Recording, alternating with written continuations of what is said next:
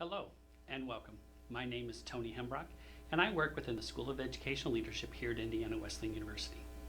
I'm going to take the next few minutes to explain to you about an orientation that the university supervisor will conduct with you as a cooperating teacher.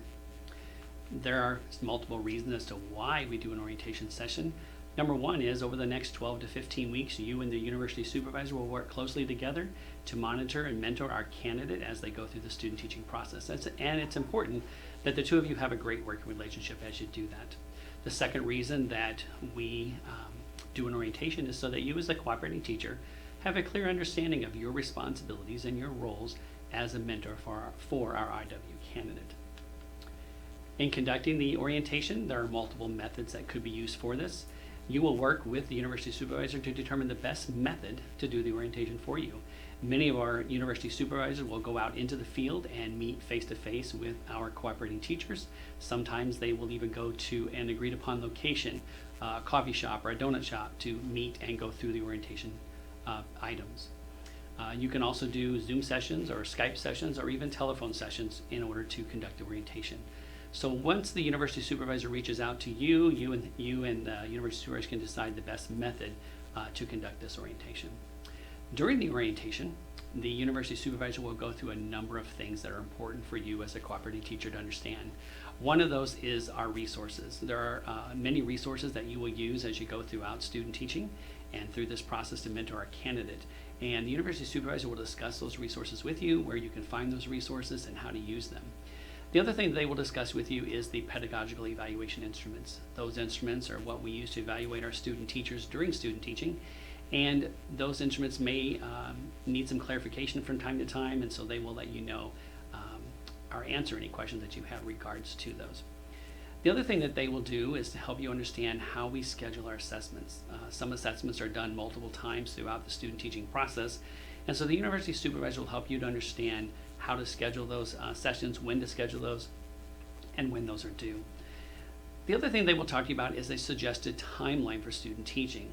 IW does publish a suggested timeline for our student teachers, and this is just a suggestion.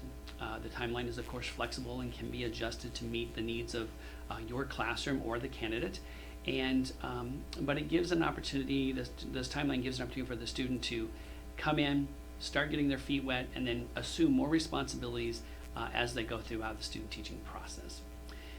Another item is accountability. We want to ensure that our candidate has accountability for their program and accountability for their student teaching. And so the university supervisor will discuss with you what our students are required to do, what they are accountable for as far as doing the student teaching, the number of days of student teaching, and so on. Communication is also important, and your university supervisor will spend a few minutes talking with you about communication. It is vital that there's clear communication between you and the university supervisor, but also between the university supervisor and our candidate, and you and our candidate as well.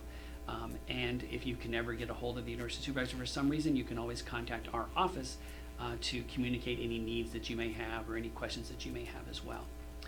The last thing that the university supervisor will go through with you is contact information. They will ensure that they have the proper contact information for you, and you can ensure that you have the proper contact information for them.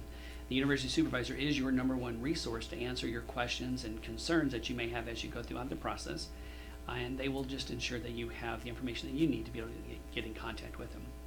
However, if there is a time when you are unable to contact the university supervisor and you have a question that needs answered immediately, you are welcome to contact the Office of Clinical Experiences. Here on the screen you can see the our email account, or the phone number in which you can contact them to get a hold of anybody that can answer questions for you. So with that, I want to thank you for taking time just to view this short video on cooperating teachers orientations and student teaching. This is a great process that our students go through. It's a fun process, and we're excited that you are a part of that. And we thank you, and God bless you.